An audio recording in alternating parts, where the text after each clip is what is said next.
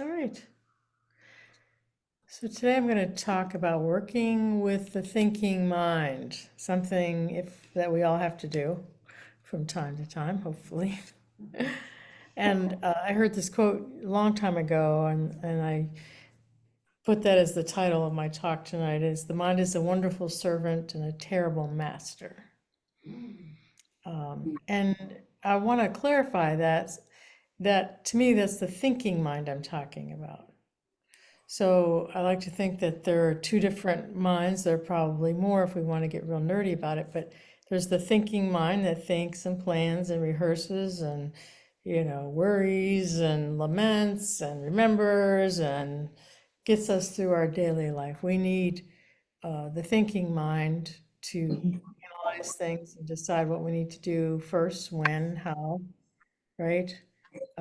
It's a very utilitarian thing. We need the thinking mind to get through life. We don't want to, a lot of people say, I'm coming to meditation to get rid of my mind. And it's like, you kind of want your thinking mind, right? But you don't want it to you want it to be your servant, not your master. Yeah. And with most people, when we don't have mindfulness, the thinking mind is our master and it runs us around in circles, right? It's like the dog chasing its tail, never ending, exhausting, busy, and it gets caught in all these negative thought streams, reacting and worrying, and yeah.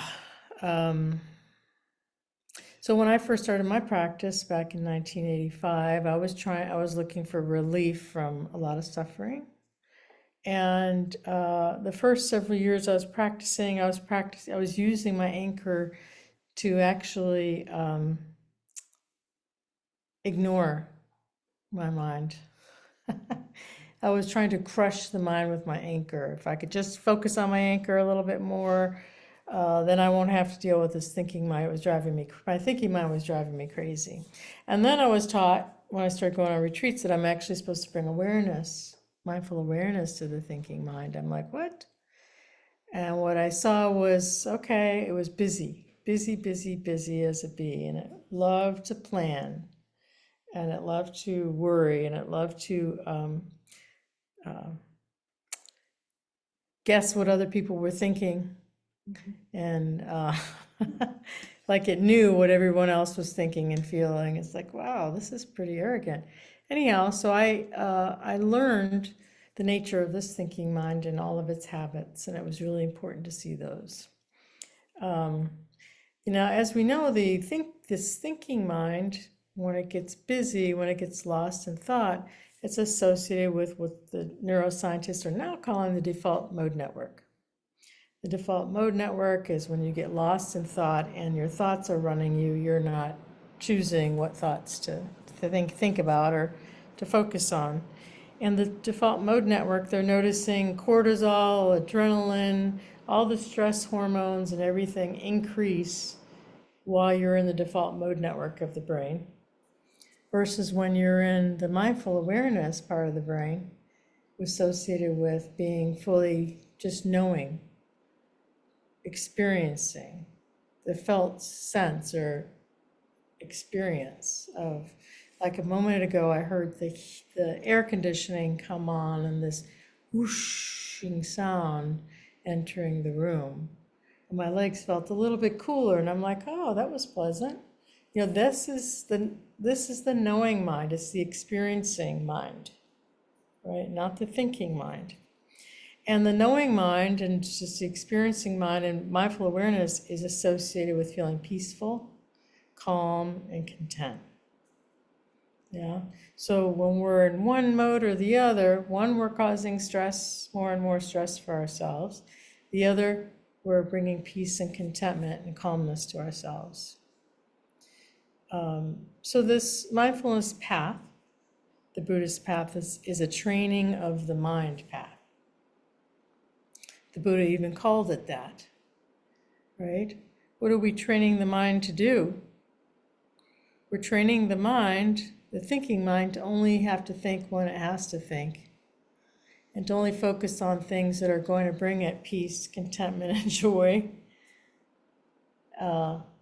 instead of getting lost in all the negative stories and everything that the thinking mind tends to do.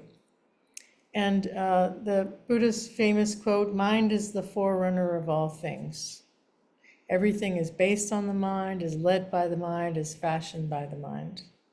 If you speak and act with a polluted mind, then suffering will follow you as sure as the wheels of the ox cart follow the footsteps of the ox. Everything is based on the mind, led by the mind, fashioned by the mind. If you speak or act with a purified mind, happiness will follow you as a shadow clings to your form. Yeah. So these are he gave us a lot of instructions. Yeah. In Buddhism, as you may have heard, chitta is the term for the mind, and it means mind, heart. So the Buddha didn't distinguish between the thinking mind and the heart. He considered them both one unit. I would say that we're kind of out of sync with that. In our society, we think the thinking mind is just the thinking mind and not the mind-heart. We see emotions as separate from the mind, when actually emotions are mental phenomena. Yeah. So with everything we do, every single experience we have, there is a mind that knows and that recognizes and observes. Yeah? This is the one that we use for mindful awareness. And we're trained to continue to fall back out of the thinking mind and bring our awareness to the body, to the thoughts and emotions, and cultivate this knowing mind that knows what's happening right now, which knows what emotions are arising, what thoughts are arising. There's a space between thoughts and the thinker, right? We are not our thoughts. We're not our body. We're not our emotions. We are that which is aware of our thoughts, emotions, and physical sensations. If we want to get weird about it, we could jump down that rabbit hole, which can get really dark and deep. Don't want to do that. But the more we practice being aware of the thinking mind, the more, or our body or emotions, the more wisdom grows, right? And the mind starts to calm down over time. Yeah, but it takes us bringing awareness to the thinking mind and noticing all the antics that the thinking mind are up to and its strategies. We have to see clearly what the thinking mind is wanting and the strategies, and see this amount of suffering that engaging in these strategies is causing before we start to let go naturally of the thinking mind. Yeah. Until then, we're in this habit. Everything is fashioned by the mind. We're in a habit of worrying, planning, dreading, anticipating, whatever it is our mind tends to do. Everybody's different.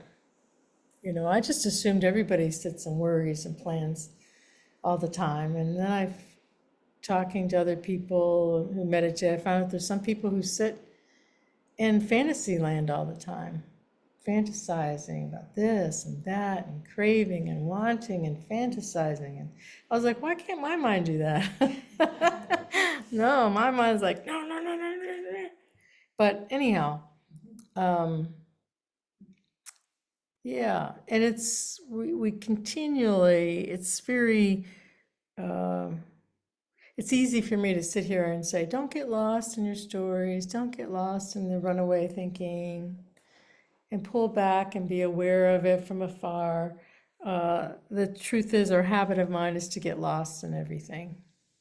And it takes a while. We keep, how we keep bringing our awareness to the breath when we get lost, or to whatever our object is. It's the same thing with the thinking mind. where we get lost in our thoughts and then we choose to sit back and observe our thoughts versus being lost in them, right? If we're hopelessly lost and we can't get out of our thinking mind, then we might want to drop our awareness to taking a few deep breaths or something that'll help us focus on something other than our breath, our thinking mind. The Buddha gave a lot of instructions. I'll tell you what those are in a minute here on how to work with calming the busy mind down. But mindfulness is the key. Mindfulness is definitely the key. A lot of people in our society are, I have a friend who's a PhD who's very, very, very, doesn't practice mindfulness, who's very attached to their thinking mind. And this person will,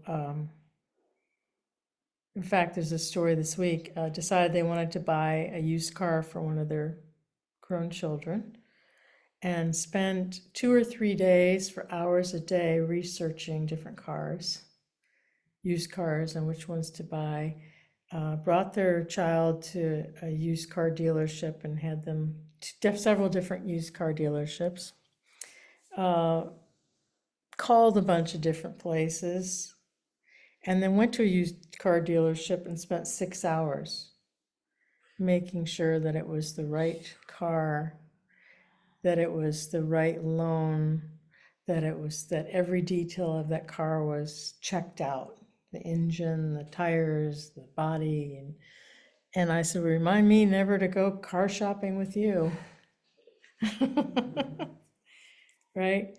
How many hours and hours and hours did this person take to buy a used car for their child,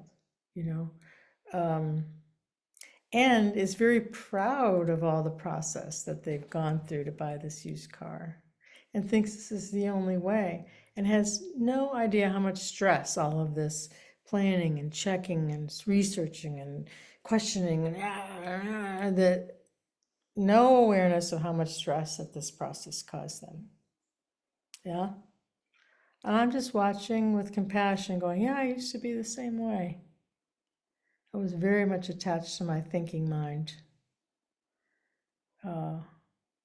Once I started bringing mindfulness to the thinking mind, the instructions are to watch your thoughts from afar and then notice how these thoughts are affecting the body and the heart.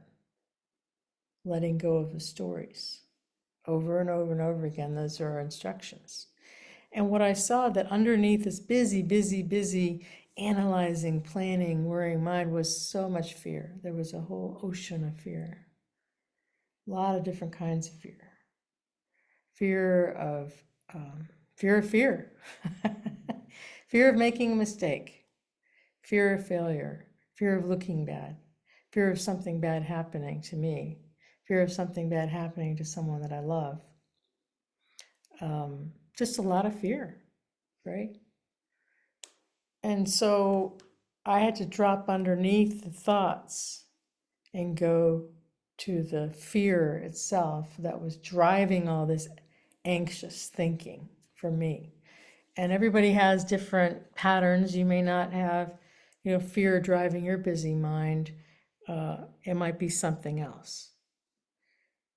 But just that's our practice. And once I started processing all this fear and having compassion for all this fear, guess what happened? It took years and years and years. But the thinking mind started to quiet down, right?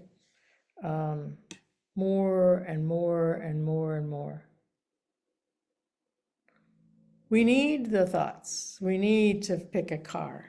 We need to analyze and find out which one we can afford, which ones we like, which one feels right.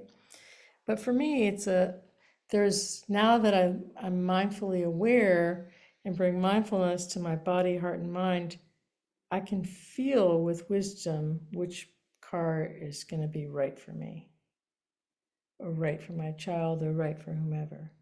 Right? There's a knowing. Oh, this is it. Everything kind of like everything locks into place, and I don't have to spend 20 days analyzing it and causing myself all that stress. This wisdom arises, and when we're present in the moment and we're fully here, we notice patterns. We notice things. Something is out of place here, and when I feel kind of my body starts feeling angsty and weird, I immediately say, what am I not seeing? What am I not aware of that's happening here right now that I might need to bring my attention to, right? Bring my attention to, oh, you're thirsty. Oh, you're hungry. Oh, you're tired. Oh, there's a strange person, who feels untrustworthy in the room, or you're not aware of the time. Look at the time, you're running late. Yeah? And where does that come from? It comes from the wisdom of being fully present in the moment. It arises naturally. I don't have to think and plan and over-plan everything. It naturally happens without having to think about it. Until then, when my mind quieted down and it's to quit planning, I was really nervous. I was like, I'm not going to be able to navigate life. What am I going to do? My mind is too quiet. And what I realized that this knowing just kind of happens. Oh, it's time to do this now. Oh, it's time to go to work now. Oh, it's time. I still set alarms and stuff, but it's time to plan your trip. It's time to pack for your trip. I don't have to over every single thing anymore, like I used to. And things tend to happen more spontaneously and naturally, and things tend to work out. Even when things aren't working out, they tend to work out when I don't hyper fixate on the thinking mind. I don't know if this makes any sense at all, but so we want to every so often stop and say, what is the mind thinking now? Right? What is the mind aware of right now? What is the mind trying to get right now? What is the mind not wanting right now?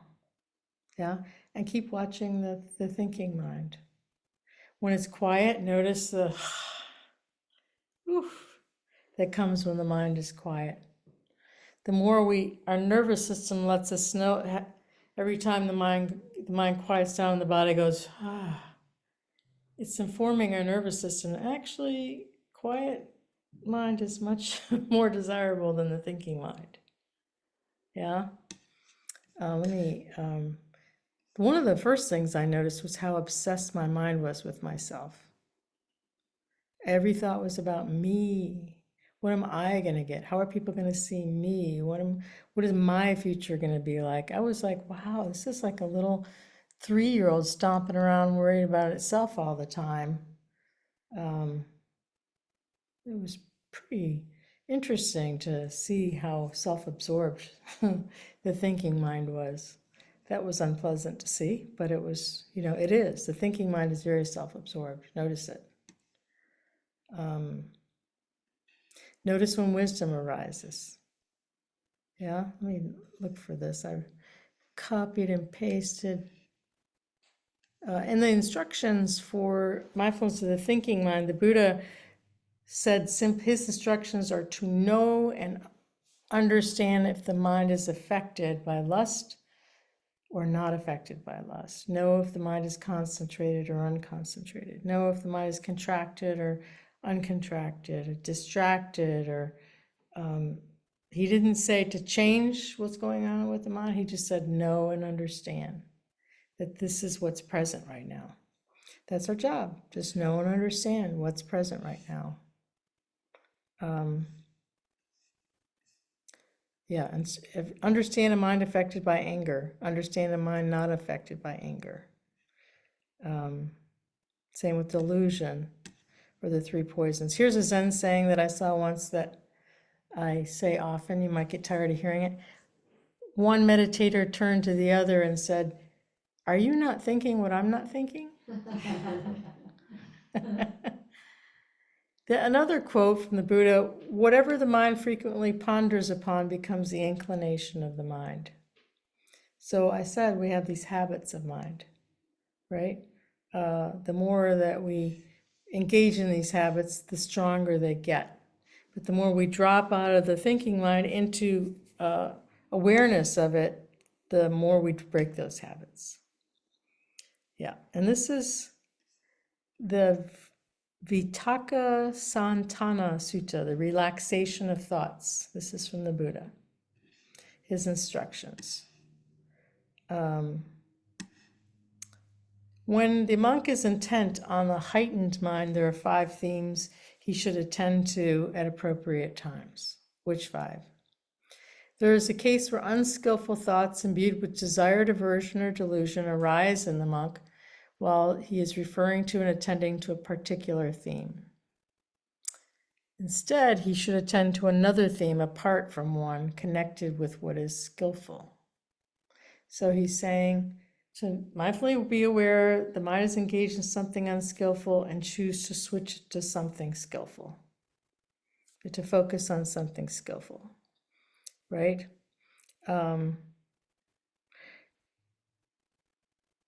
With the abandoning, he steadies his mind right within, settles it, unifies it, and concentrates it. Just as a skilled carpenter or his apprentice would use a small peg to knock out, drive out, and pull out a large one. In the same way, unskillful thoughts imbued with desire, aversion, or delusion, go away, basically. So then if the unskillful thoughts continue imbued with desire, aversion, or delusion continue to arise, then the Buddha's second instruction is you should scrutinize the drawbacks of these thoughts. In other words, if I continue to follow these thoughts, what are the results going to be? Yeah? What are the negative consequences of engaging in these unskillful thoughts? Right? Then if one is still imbued with desire, aversion, or delusion and still can't let go of these thoughts, one should pay no mind and pay no attention to those thoughts. One should just abandon these thoughts, right? So choose to just let this thought stream go. That's it. I'm done with this thought stream. Yeah? But then, if the unskillful thoughts imbued with desire, aversion, or delusion continue to arise, one should attend to relaxing the thought fabrication. So relaxing the mind, right? Relaxing the thinking mind. Go ahead and let it relax. Just bring it relax. Whatever brings relaxation to the thinking mind. Maybe it's going outside, enjoying looking at the trees or the sky, or spacious awareness. Relax the thinking mind. See if you can unify and concentrate on something pleasant. Yeah. Then he said, if they continue to arise, this is the one that with one's teeth clenched and tongue pressed against the roof of one's mouth, one should beat down, constrain, and crush one's mind with mindful awareness.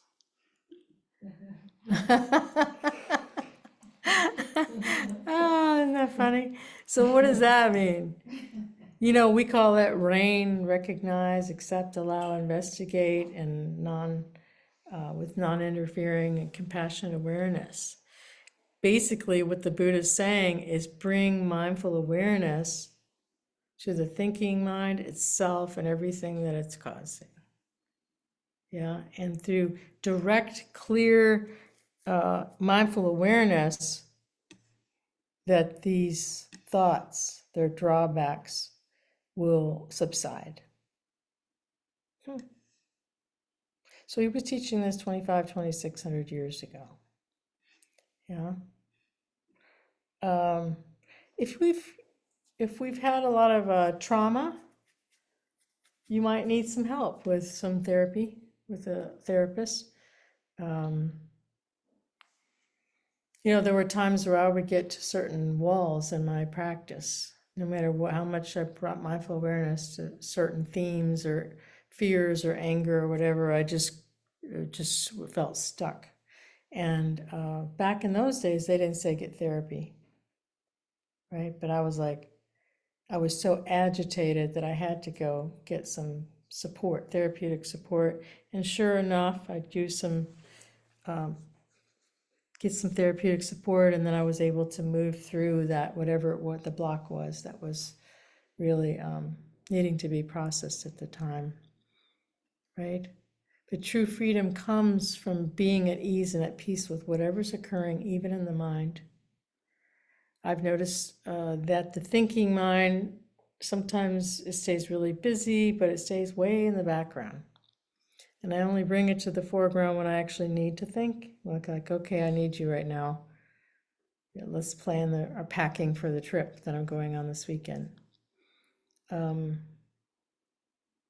it's so much more pleasant just to be mindfully aware of whatever's arising, being present with the people in the room, being present with whatever's happening.